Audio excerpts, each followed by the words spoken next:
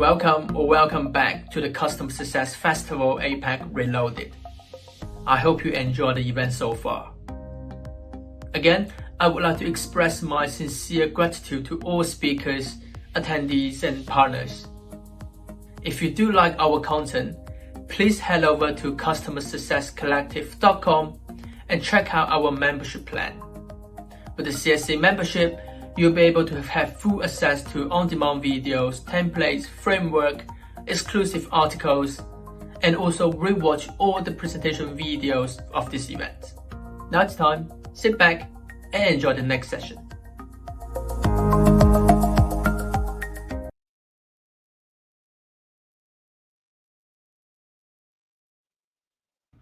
Welcome everyone to the Customer Success Festival APAC Reloaded 2022.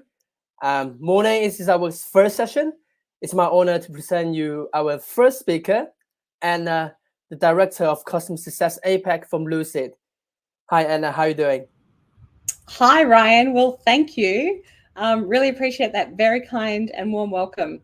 I am so thrilled to be here today at Reloaded and to have the opportunity to share in all things customer success together. Firstly, awesome. Let me say hello. Sorry, go ahead. Yeah, awesome. I just want to say big thank you, and then the stage is yours. Take it from here. Oh, thank you so much, Ryan. I really appreciate it. Firstly, let me say hello to everyone who has joined. Hello, APAC. Why don't we have a bit of fun to start? In the chat, come and say hello. Tell us all your first name, what part of the world you are joining from, and I would love to hear why you've joined this session today and what you're hoping to gain from it. I'm Anna Rabazovic. I'm the Director of Customer Success at Lucid for the APAC region. And I've been a passionate customer advocate throughout my entire career. I've worked in sales, customer success, and operations. I've worked across many industries: tech, digital, media, healthcare, sports, education, recruitment, across large businesses, small companies. I've led teams through hypergrowth, through change, through transformation, and I've consulted into tech startups globally to help them work through growing pains that come with hypergrowth. And interestingly, no matter where I was or what I was doing, I was always asking the questions. And you know the questions I'm talking about. You probably ask these questions yourself. What does the customer want? Do we really understand what matters to them? Have we put ourselves in the customer's shoes? Can we simplify the experience or their process? I think visually, I design visually, and design by nature is visual, right? So when I had the opportunity to join Lucid 2 years ago to help grow the business in the APAC region, I leapt at the chance. For those of you who don't know, Lucid offers a leading visual collaboration suite that helps teams see and build the future from idea through to reality. Its products, Lucid Chart, Lucid Spark, and Lucid Scale, provide users with an end-to-end visualization experience, enabling collaboration, communication through intelligent diagramming, virtual whiteboarding, and cloud visualization. And Lucid's suite of products is used by top businesses globally. Companies like Google, GE, T-Mobile. Lucid also partners with industry leaders such as Google, Atlassian, and Microsoft to bring visual collaboration right into our mutual customers' tech stacks and workflows. So I consider myself pretty lucky. I can continue to be a passionate customer advocate, working and advocating for Lucid's visual collaboration suite, which means I help teams see and build their future. And I help teams to see and build their customer journeys. So today, I look forward to sharing some of my experiences and learnings in the hope that I give you some aha moments, hopefully lots of food for thought and some practical tips. And I know that throughout the festival on the customer journey stage, we have 6 more peers who will delve into frameworks and tools, all focused on customer journey. So we are in for a treat. I hope you have fun with me. So let's get into how to simplify customer journey design. One of the clients I worked with a few years ago was in hyper growth mode. Let's call them the rocket ship customer. They're a marketing-led organization and their ability to attract and convert customers was phenomenal. I remember looking at their business and having one of those moments when you just want to applaud the team for what they've created and what they've been able to achieve. The dollars, the money was flying in the door. Investors were stepping over themselves to get a piece of the action. It was all very, very exciting. However, the customer success team was not happy. They were dealing with client issues almost daily. And when I dug in to try and understand why, it seemed that customers either loved or hated their experience. Yes, loved or hated. These are very strong words. But that was the reaction customers were having. It was that extreme. And it was because the post-sale experience was polarizing for them. I recall another business I worked with. Let's call this the complexity customer. This was a sales-led organization. In this business, the customer experience was very consistent and really very good. However, the product was complex. The product required advanced technical skills for the customer to be able to use it well and to gain the value that they expected.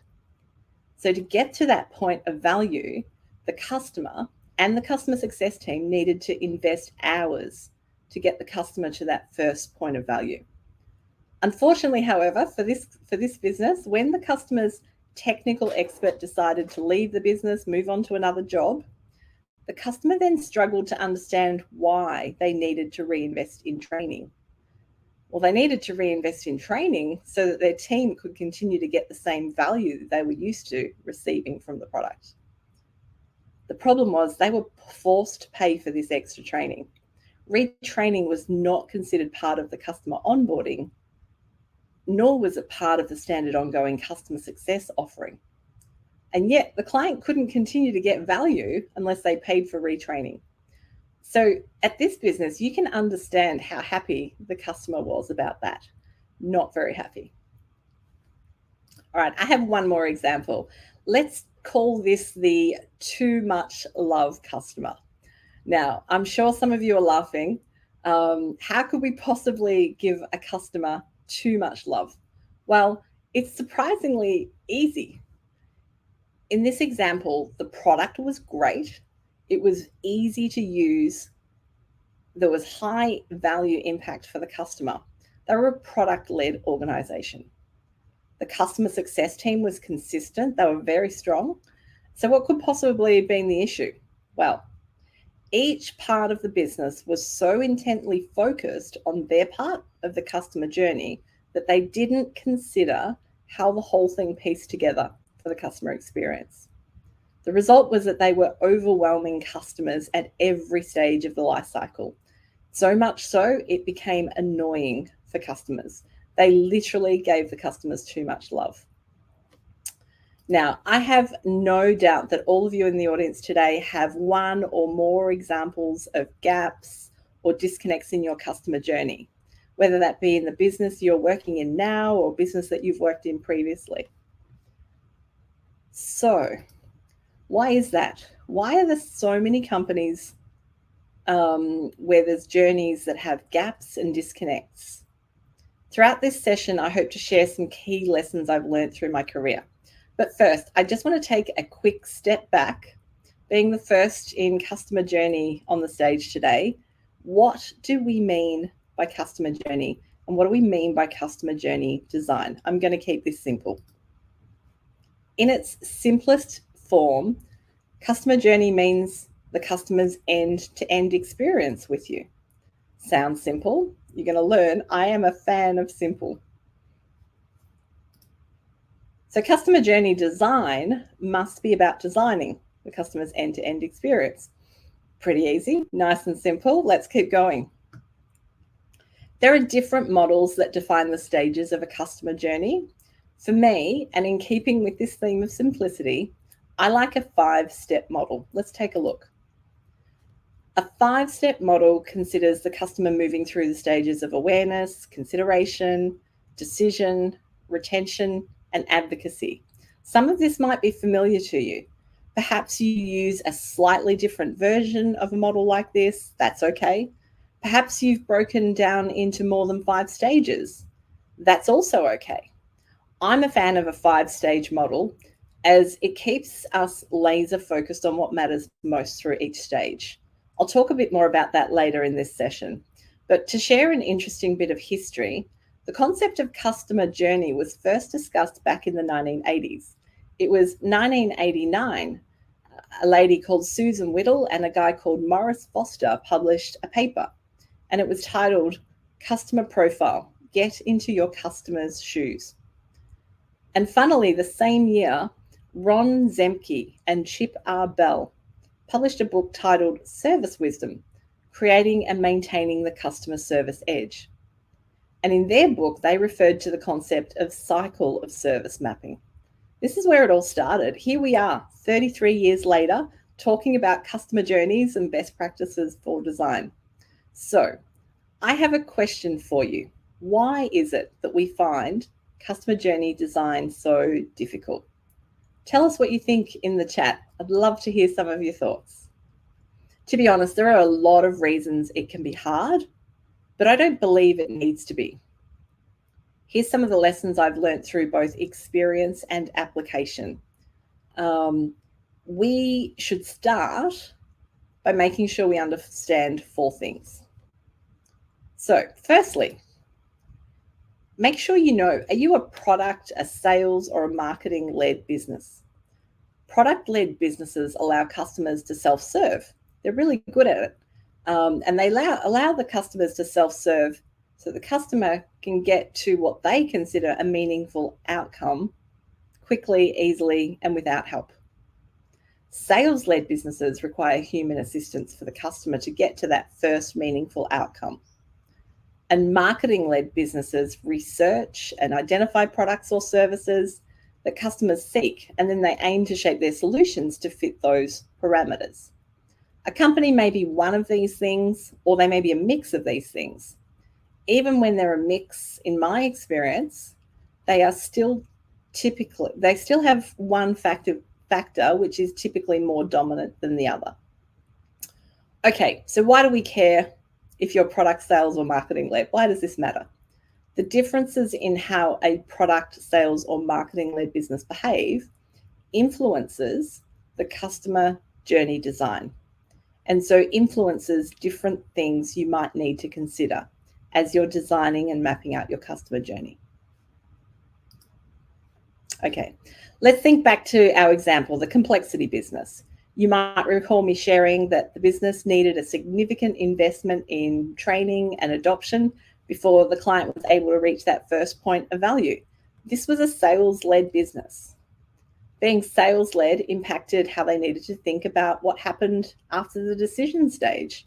They needed to think about post-sale, the onboarding experience for each client, and they needed to invest heavily in bespoke client training.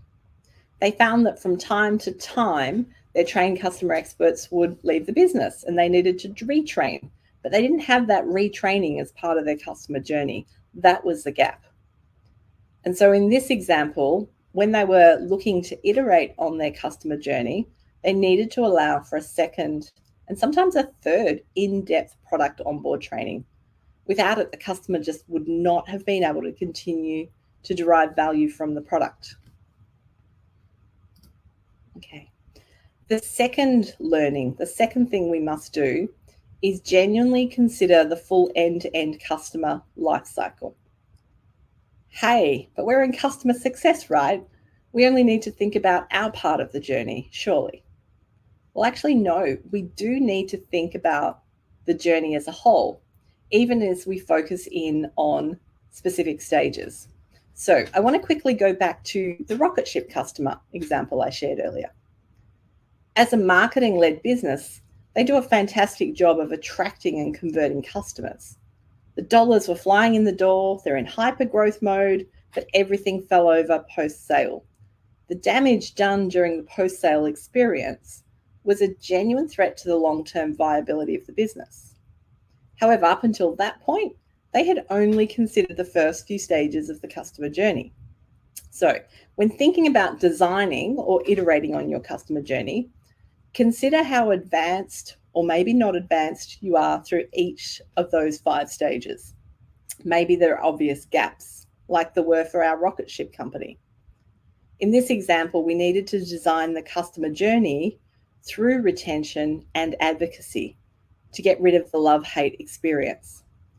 And once we did that with the help of the customer success team, it was very fast.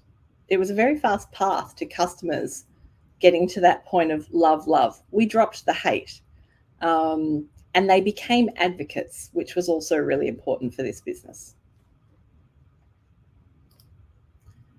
The third thing we must do is consider scalability and regional differences.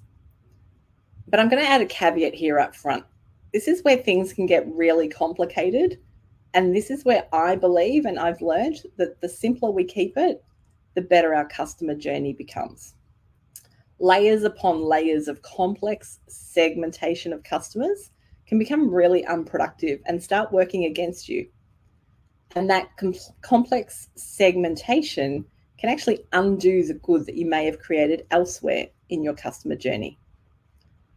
So when you're thinking about scalability and regional differences, you will inevitably be thinking about segmenting, whether that be by dollar value, products, services, growth potential, company side.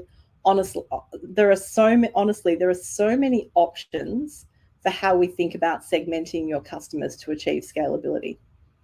Here in APAC, we operate in the most diverse region globally.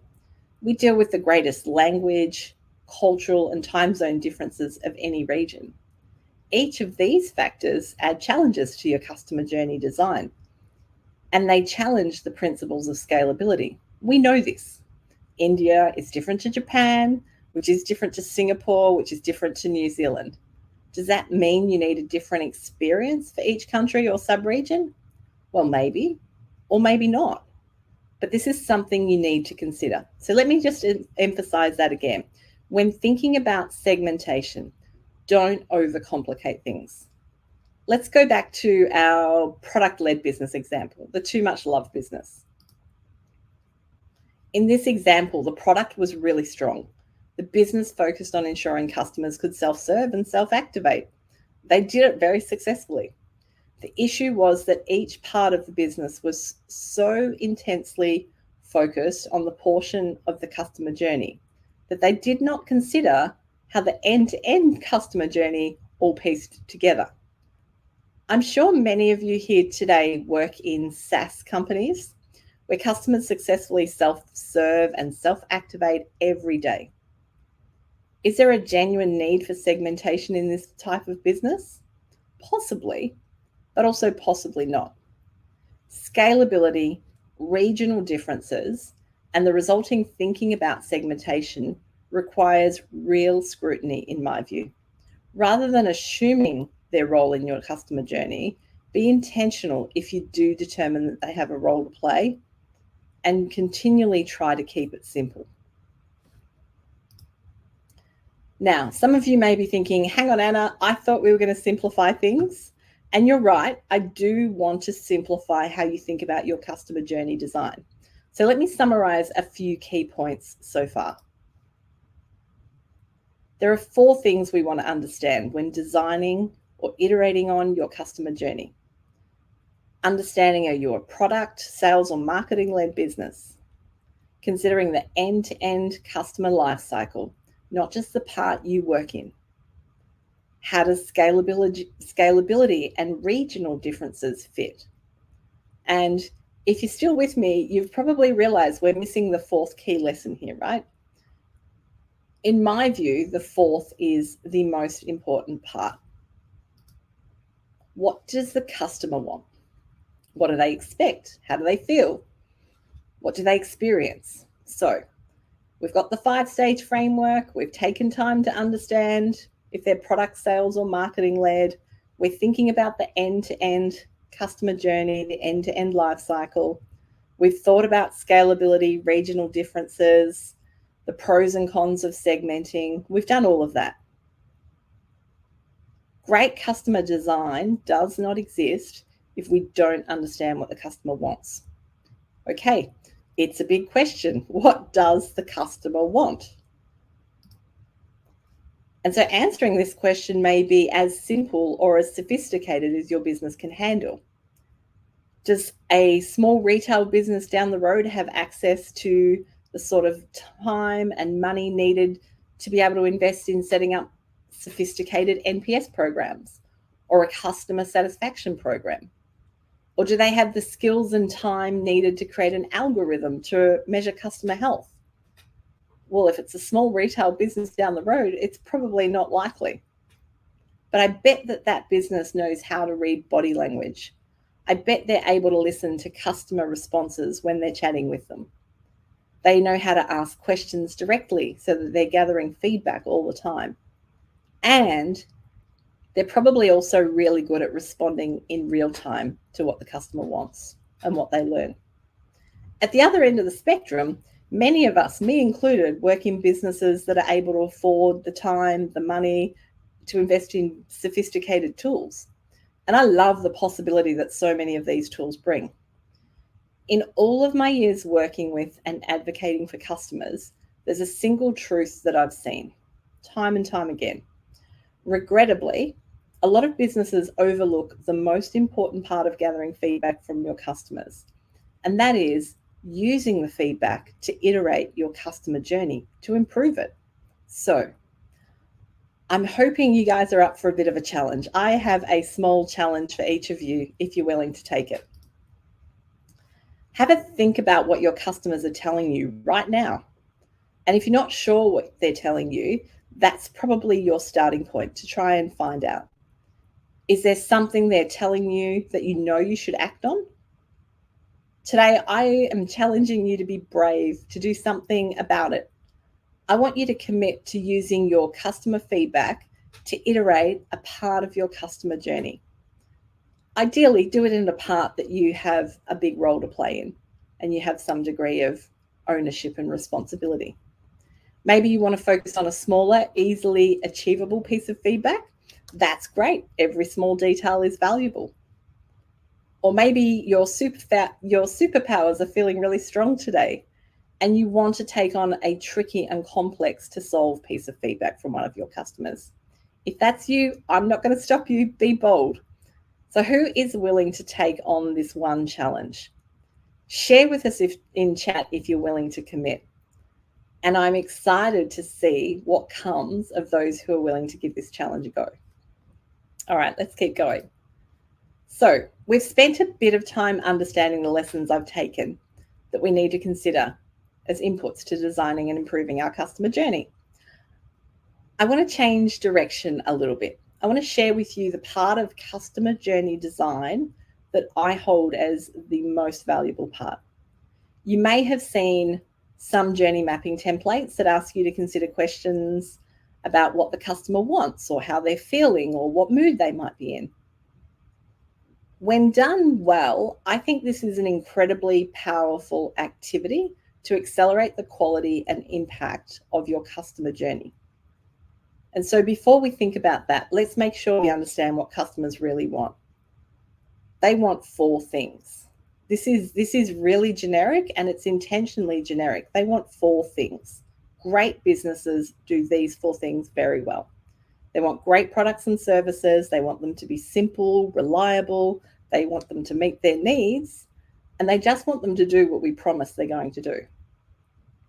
They want simple, reliable offers. They don't want complicated pricing. They want things to be transparent and they want it to be reliable. They want great experience. We know this across all of the channels they interact with us in. And they want great service when they need a hand. Again, across all of the channels they interact with us through. So let's take another look at our 5-stage customer journey model.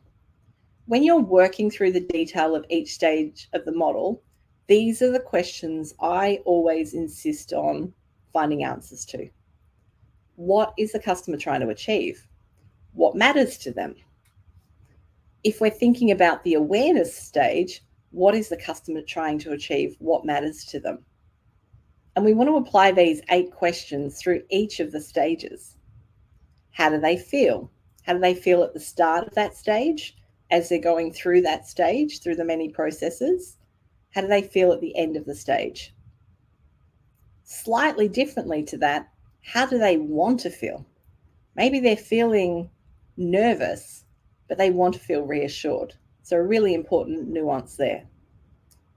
Then we flick the focus to us. What is it we are trying to achieve? What are we trying to achieve in terms of the business, so our commercial outcomes? What are we trying to achieve for the customer to help ensure they get what they need? What matters to us? Is it speed? Is it depth? There's all sorts of things that matter to us as businesses. So getting clear on that through each stage. How do we want the customer to feel? And what value, or if you like, what return on investment are we delivering for the customer through each of those stages? These are what I call my killer questions. I can't go without them when I think about customer journey design. These questions should help inform what you do. They should help you determine what matters most through each stage. So for example, I just want to apply this to an example. Consider how a customer feels at the end of the decision stage. If we've done this well, they may feel excited by the purchase and the possibilities of what they've just purchased. They may be in a bit of a hurry to get going. Just give me what I want. I want to start. They could feel daunted thinking about how to get started. Hang on a minute. I need to learn something new here. I don't know if I've got time. And if they are daunted, we may even see a bit of buyer's remorse kicking in for them. Have I done the right thing buying this product? We are customer success professionals. Once a decision to buy has been made by the customer, it's our time to shine. So how does awareness of how the customer may feel as they leave the decision stage impact what we do at the retention stage? If we consider onboarding for a moment, does our language and energy address any of the possible buyer's remorse by reinforcing the buyer's decision? So for example, we may be in a kickoff meeting with the customer. We may want our customer success managers to say something that sounds a little bit like this. Nozomi, congratulations on purchasing the Lucid Suite for your team.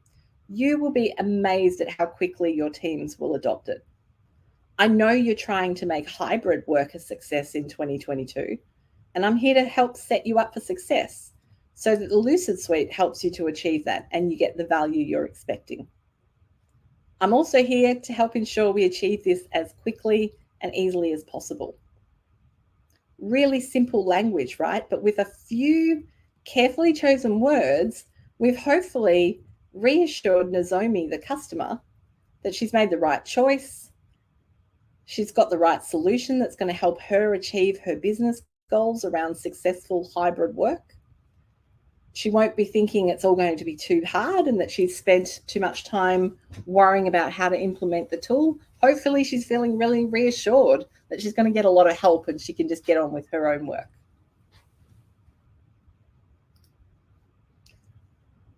One of the things we haven't discussed so far is the question of who owns the customer journey.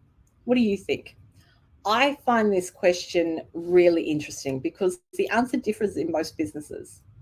Often different parts of the business own different stages of the customer journey.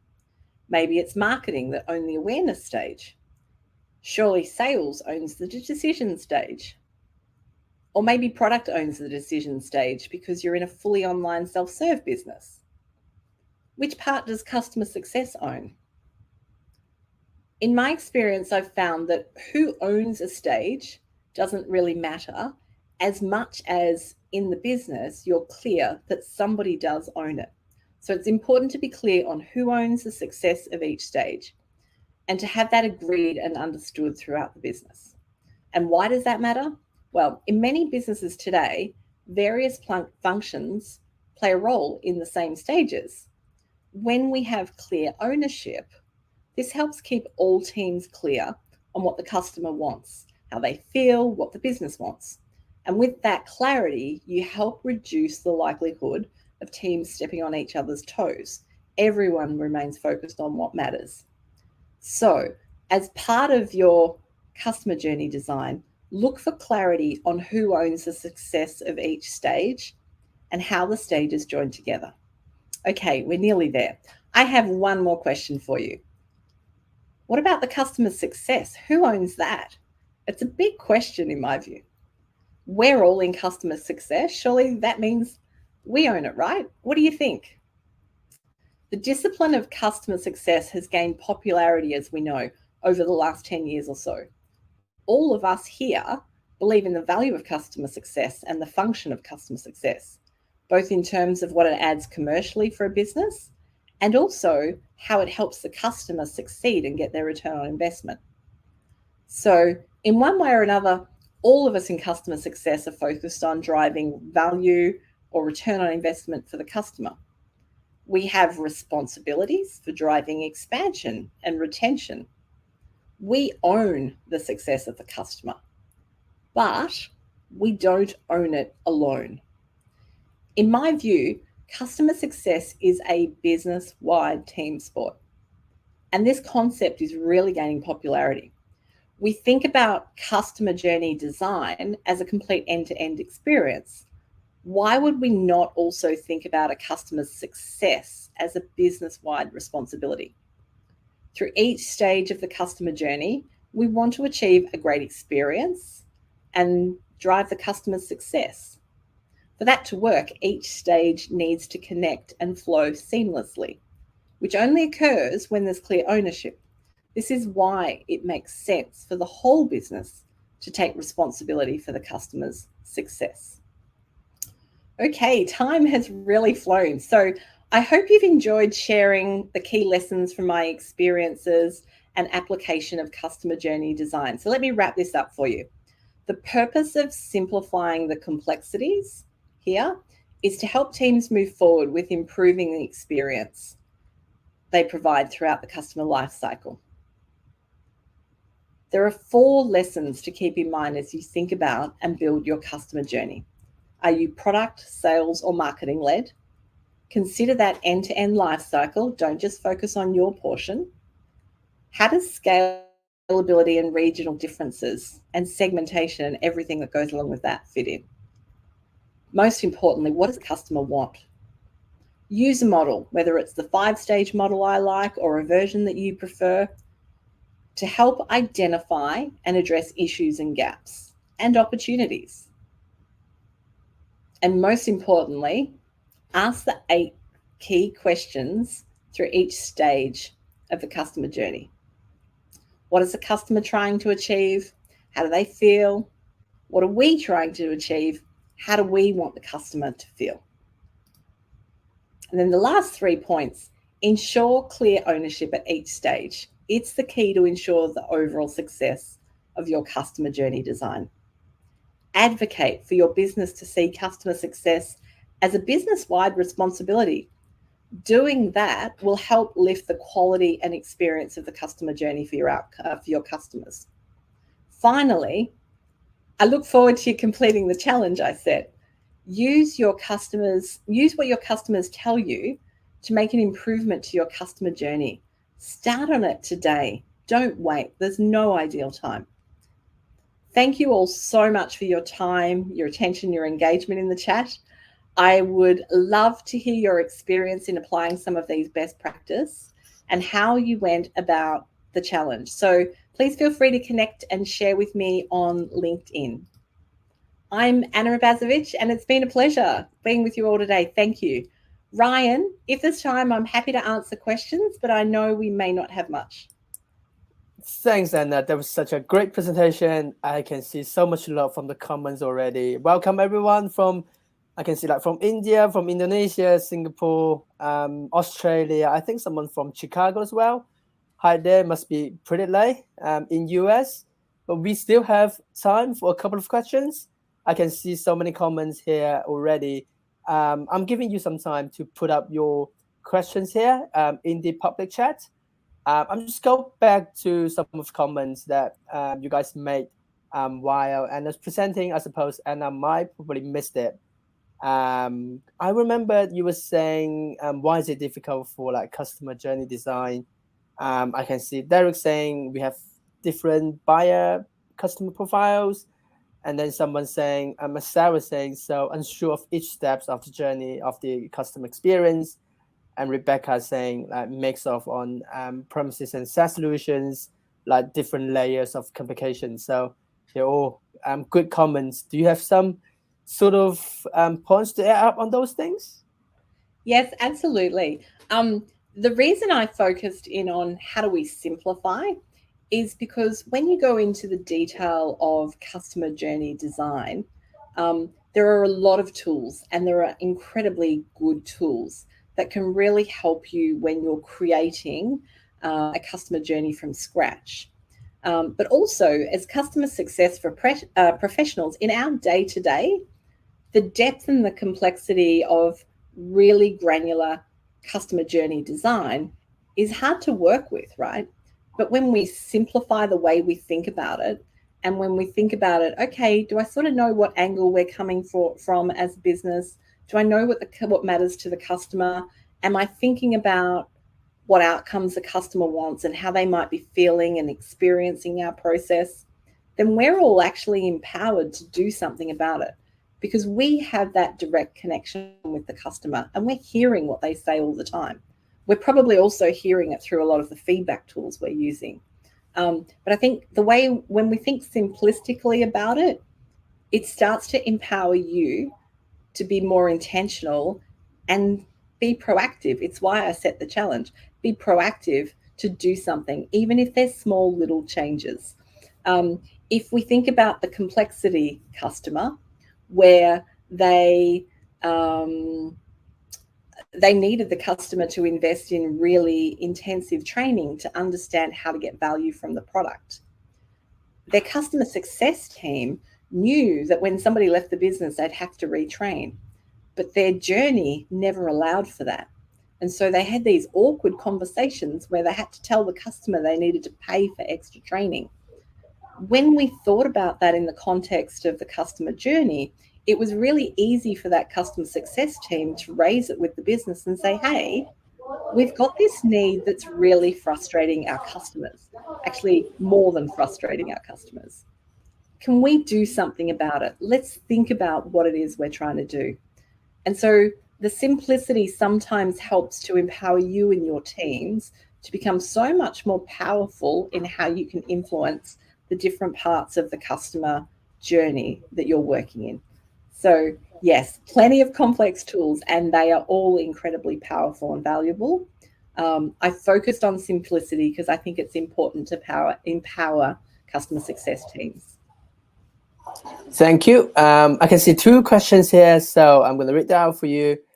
We got mainly here. Great sessions, and as always, obviously, ownership is always a great topic. How do you ensure you have the buy-in from each department, that we are all responsible for the customer success? What strategy did you use? Yeah, this is a great question, and there is no easy answer. I think transparency is the first part. So you may work in one part of that end-to-end journey, but if you do a high-level map of that 5-step process and you think about those 8 questions, then, I'm sitting in customer success. Maybe I want to go and talk to the sales organization, and I'm talking to the sales director about, hey, coming out of the sales process, this is what we're seeing in terms of how the customer's feeling. What are you expecting the customer should be feeling at that point? And so you can sort of use your simple mapping and those 8 questions to start to have conversations with stakeholders in different parts of the business. But there's no easy answer in how do you get the whole business bought into we all own the customer's success. But little by little, I'm a big fan, little by little, you can use some of these simplification techniques to help influence your conversations and the impact of those to get outcomes. I hope that helps. Thanks. We got some more questions coming up. We might have time for one or two more, if that's all right. How would you structure your customer team as per the 5 goal structure? Thanks, Anthony, sorry. Yes, another great question, and actually a very a very interesting question because it depends on the business, right? So think about those 4 lessons I've learned. Are you product led? Are you marketing led? Are you sales led? That will start to influence how you want to structure your teams. All those various factors we've covered will influence how you want to think about how you structure your teams. When I work with different teams and I think about, structural team setup, I find it interesting. There is no perfect structure, and there's definitely no one size fits all. But if you understand what it is you need to deliver for your customer to be happy through each stage, you can then think about what are the skills that are attached to that. So, for example, in a SaaS company that's very self-serve, the customer can help themselves. Maybe you don't need very strong sales skills. Therefore, maybe you don't need a huge investment in a sales team. Maybe you don't need a huge investment in a customer success team because, again, it's also easy to adopt. It's also self-serve for the customer. Maybe for that customer, the investment is in support. So when they have questions, I want to change the way I pay my bill. Can I pay on a different cycle? I'm trying to use this feature, but I don't know if it quite achieves what I need it to achieve. So maybe in that scenario, you need to invest more in support. So honestly, I'm sorry, I don't have a clear answer. It all depends on the nature of your business and some of those things we've talked through today. Thanks, Anna. I just have to give one more question from Tiff. Sorry, Wei, I know you also put up questions here, but we are sort of running out of time. But how can you keep customers happy while also being realistic about the expectations when success can fall due to unreliable network coverage or poor management of third-party hardware from the solution? Yeah, a really good question, Tiff. There was a slide I had there about the 4 things every customer wants. And so one of them is the product does what we promise it'll do. So if part of that is being online, poor network coverage is working against that. And so if you're able to get feedback from your customers and feed that back into your engineering team or your product development team or whatever the right name of the team is in your organization, the more you feed that through, hopefully the more you can influence the issue. Outside of influencing the issue and trying to keep your customer happy, that really comes down to reassuring them that you're listening, helping them to troubleshoot, to find solutions to work around these problems. But honestly, your customer expects you to agitate in the business to help get their issue solved. And so the best way to help keep your customer happy is to reassure you that you're putting the effort into trying to get your business to listen and to understand the impact. And if you're unable to do that, it's going to be really tricky to keep your customer happy. Thanks, Anna. And so to wrap this up, thanks everyone for tuning in, and again, great presentations, and well done. And sorry about that, Wei. I know you got a question to ask here, but we don't have time. But if you show up in our next session, I'll make sure that you got your question answered by our next speaker, if that's all right. All right. Thanks everyone for tuning in. I'll look forward to meeting all of you in our next session. Thanks, Anna, again. See you soon. You're welcome. Bye. Take care, everyone. Bye-bye.